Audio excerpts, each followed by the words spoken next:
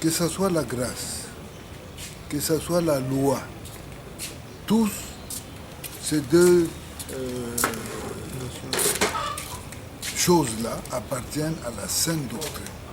La sainte doctrine, c'est-à-dire, c'est une doctrine qui est d'abord apostolique. C'est une doctrine qu'ont prêché les apôtres et que nous prêchons aujourd'hui. La sainte doctrine est biblique. La sainte doctrine, c'est toute la Bible. Alors, qui dit toute la Bible englobe et la loi et la grâce. Mais le problème, c'est quoi? Il y a des frères qui affirment qu'aujourd'hui, nous devons encore prêcher la loi. C'est là où les autres se sont insurgés pour dire non. La loi, c'était une... je dirais, la loi était une... comme une sorte de commandement qui venait de la part de Dieu. Dieu avait instauré la loi. La loi est venue depuis Moïse. C'est ce que dit Jean, que la loi est venue avec Moïse. Moïse a dit au peuple de Dieu ce que Dieu leur demandait de sa part. Dans Jean 7, au verset 19, Moïse dit, l'Écriture dit, Moïse ne vous a-t-il pas donné la loi et nul de vous n'observe la loi. Ce que nous avons compris par là, c'est que Dieu ayant donné la loi à l'homme, aucun homme n'a pu accomplir la loi. C'est pourquoi le Seigneur a jugé bon de changer la loi comme dispensation. C'est-à-dire que la loi comportait beaucoup de choses. Il y avait la dispensation de la loi dont Dieu a trouvé qu'elle devrait être changée. C'est ainsi qu'il a changé de lui-même cette dispensation pour venir au secours de l'homme qui n'arrivait pas à accomplir toute la loi. C'est ainsi que l'Écriture dit dans Jean que la loi est venue avec Moïse, mais la grâce et la vérité sont venues avec Jésus. Qu'est-ce que la grâce? La grâce veut dire c'est un secours divin. La grâce veut dire c'est une faveur imméritée. Dieu est venu au secours de l'homme pour faire que l'homme arrive à accomplir ce qu'il ne pouvait pas accomplir de lui-même. C'est ainsi que Jésus-Christ est venu pour mourir pour l'homme, afin que l'homme arrive à accomplir ce que Dieu lui demandait. L'Écriture dit dans Romains au chapitre 10, à partir du verset 5, l'Écriture dit, en effet, Moïse définit ainsi la justice qui vient de la loi. L'homme qui mettra ces choses en pratique vivra par elle. Mais c'est impossible que l'homme accomplisse toute la loi. La loi était répartie en 10 commandements. Mais l'homme ne pouvait pas obtempérer à tous ces 10 commandements-là. Il pouvait peut-être mettre en pratique le 7, mais en frein de 3. C'est pourquoi Dieu est venu pour que l'homme arrive à accomplir tout cela. Mais en venant, le Seigneur est venu avec la grâce, tout en renforçant la loi. Nous sommes dans Romains au chapitre 10, le verset 4. La Bible dit là-bas, car Christ est la fin de la loi pour la justification de tous ceux qui croient.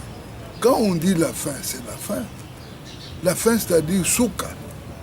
Il n'y a pas une autre étape après. C'est que la loi, en tant que dispensation, est terminée. Ce qui reste de la loi aujourd'hui, c'est le commandement divin. Le Seigneur n'a pas changé ça. Ceux qui disent que dans la grâce, nous pouvons continuer à pécher, n'ont pas compris la grâce. La grâce ne nous demande pas ça. Regarde, nous sommes dans Tite. Tite au chapitre 2, le verset 11 dit, « Car la grâce de Dieu, source de salut pour tous les hommes, a été manifeste. Cette grâce, elle nous enseigne à renoncer à l'impiété et au convoitisme mondain, à vivre dans le siècle présent selon la sagesse, la justice et la piété, en attendant la bienheureuse espérance et la manifestation de la gloire du grand Dieu et de notre Sauveur Jésus-Christ. » La grâce elle-même, c'est un enseignant. C'est-à-dire qu'elle nous enseigne à renoncer à tout ce qui n'est pas la vie de Dieu. Mais comment alors la grâce, qui est un enseignant, peut nous permettre de vivre n'importe comment? ce n'est qu'une compréhension erronée de la part des hommes qui veulent vivre dans la débauche, dans la fraude, qui arrivent à énoncer de tels principes. Mais aucunement la parole de Dieu n'a pu accepter cela. Quand on croit dans le Seigneur, on doit se séparer de la mauvaise vie. Il faut qu'on... Dieu, c'est un homme qui évolue dans la pureté. Il n'aime pas, avec ses yeux, il ne peut pas voir le mal. Comment peut-il tolérer que toi qui le suis, tu puisses encore compromettre ta marche dans des voies qui ne sont pas correctes? Ce n'est qu'une mauvaise compréhension de la part de ceux qui ont abusivement accepté la grâce pour essayer de continuer à vivre leur vie-là. William Branham disait que la grâce n'est grâce que pour celui qui l'accepte comme grâce. Si tu veux déformer la grâce de Dieu en disgrâce, ça c'est ton problème. Mais j'affirme que Dieu n'est jamais d'accord avec des hommes qui déforment la grâce pour vivre la disgrâce. La loi et la grâce font tous partie de la doctrine biblique. Dieu a enseigné la loi, aussi la grâce. Mais chacun à son époque. Aujourd'hui, nous vivons la grâce comme la parole de Dieu, parce que Jésus-Christ dit dans Matthieu qu'il n'est pas venu abolir la loi, mais il est venu l'accomplir. Dans la loi, il était dit que si tu tues quelqu'un, tu es passible tu es coupable d'une sanction. Mais Jésus-Christ, maintenant, dans le Nouveau Testament, parce que c'était possible de tuer dans l'Ancien, seulement en tuant physiquement quelqu'un. Mais dans le Nouveau Testament, Jésus-Christ dit, quiconque se met en colère contre son frère, c'est un meurtrier. Celui qui aime son frère est meurtrier. Donc nous nous rendons compte que la grâce est venue renforcer plus la loi. Parce que les deux sont complémentaires. Bien-aimés frères, je vous dis que ceux qui affirment de telles choses, ce sont des gens qui veulent induire le peuple dans la confusion. Et cela n'a jamais été ni la volonté, et cela n'a jamais été ni les désirs de Dieu. Bon, il est vrai que les gens, nous n'avons pas tous la même vitesse de compréhension. Nous avons ce qu'on appelle le filtre de compréhension. Je peux dire A, toi tu entends AI, l'autre là qui entend A+. Ça dépend de la manière dont tu entends. Mais ce qui est vrai est que au début, quand nous avons compris ce message, le message de la grâce, il y a des hommes qui étaient habités par des démons, par des esprits mauvais, qui avaient l'habitude de continuer, de pérenniser leur vie qu'ils menaient, qui ont dû déformer la vérité là en disgrâce. C'est ça. Et d'autres aussi qui pensaient que ceux qui disaient ainsi voulaient pérenniser leur mauvaise vie, ils leur ont brandi la loi qui disait que si tu fais de telles choses, tu vas mourir. Ça dépendait de la compréhension de l'un et de l'autre camp.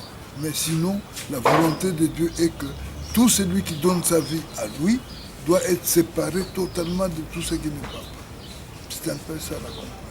Les hommes ont compris d'une manière erronée et ils ont déformé la vérité en erreur. Ce n'est pas dire qu'il y a eu des camps qui se sont dessinés, non. Nous n'avons un seul camp, nous n'avons qu'un seul camp, le camp de la vérité. Quand quelqu'un soutient la vérité, il la soutient. Je ne peux pas aujourd'hui affirmer une chose et son contraire. Non. Si je dis que je suis de Dieu, c'est que je dois manifester la vie de Dieu. Paul en son temps a dit dans Thessaloniciens, dans 2 Thessaloniciens au chapitre 1, à partir du verset 8, Paul dit, nous aurions voulu non seulement vous donner l'évangile de Dieu, mais encore nos propres vies. Quand on est prédicateur, quand on est ministre de la parole, ce qui est prépondérant pour toi, c'est que tu dois donner ta vie au peuple. C'est-à-dire montrer au peuple que tu es capable de vivre loin du péché. C'est ce qu'a été la vie de Paul. Tous nous connaissons ce qu'a été Paul et ce qu'il est devenu par après. Quand on rencontre le Seigneur, on ne peut pas rester la même personne. On doit avoir des transformations de changement.